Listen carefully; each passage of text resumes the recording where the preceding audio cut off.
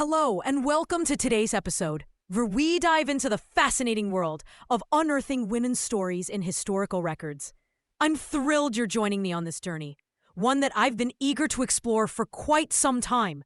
We're about to embark on an adventure to understand why women's voices have often been missing from traditional historical narratives and how we can bring these hidden stories to light.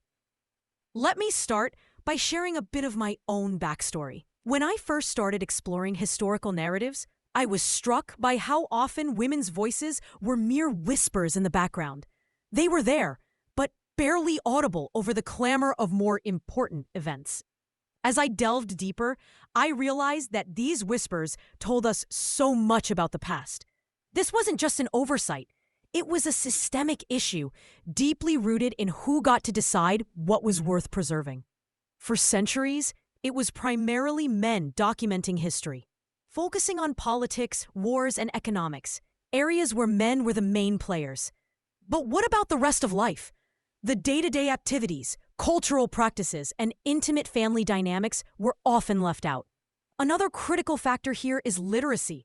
Throughout much of history, fewer women were taught to read and write compared to men. Even if they wanted to document their experiences, many simply couldn't. But here's the intriguing part. Women's histories are there, just not always in the places you'd expect.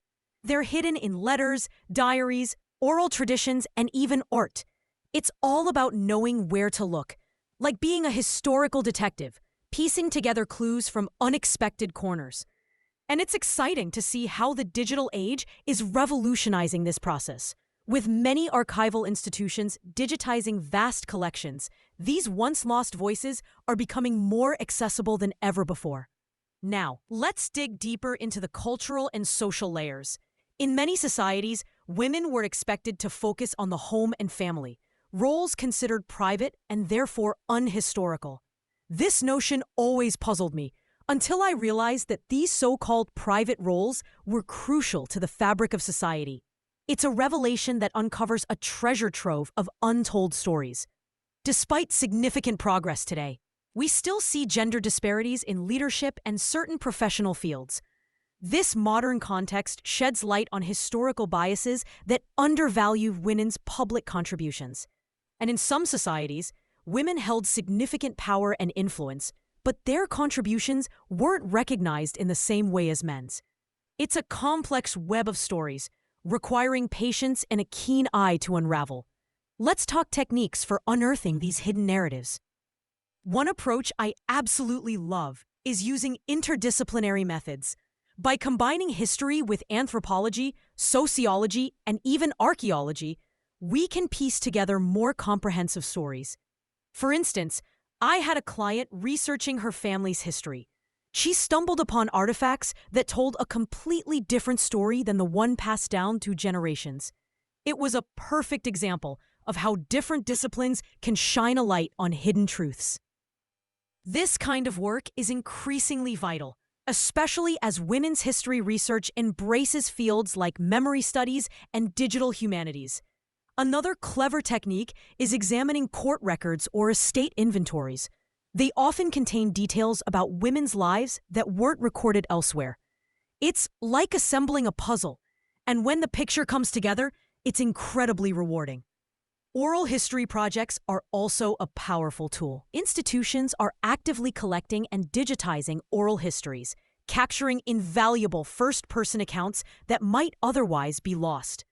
This living, breathing method ensures that voices from the past, and indeed the present, are preserved for future generations. You might be wondering, why didn't women just tell their own stories? It's a fair question with a complex answer. In many cases, they did, but those stories were often dismissed or overshadowed. It's also crucial to recognize that many women were not silent or passive in their roles. They found ways to assert their voices, whether through poetry, patronage, or rebellion. The challenge often lies not in the absence of their narratives, but in the historical reception and preservation of them. Another common question is, how can we ensure these stories are preserved moving forward? My recommendation is to continue advocating for diverse voices in historical research and support institutions dedicated to preserving women's histories. It's a collective effort, and every little bit helps. The push for digital preservation is a critical step, though it comes with challenges like technological obsolescence and ensuring proper metadata. Ongoing vigilance and funding are crucial to prevent a digital black hole for future historians. So, where do we go from here? I'd suggest starting with your own family history. Dig into those old letters, talk to relatives, and see what stories emerge. It's a fantastic way to practice the techniques we've discussed. Consider volunteering with local historical societies or archives. Many are actively seeking volunteers to help with digitization efforts, which is a direct way to contribute to preservation. Finally, keep asking questions. Curiosity is your greatest tool in this journey. The more we uncover, the richer our understanding of history becomes. Happy exploring, and thank you for joining me today.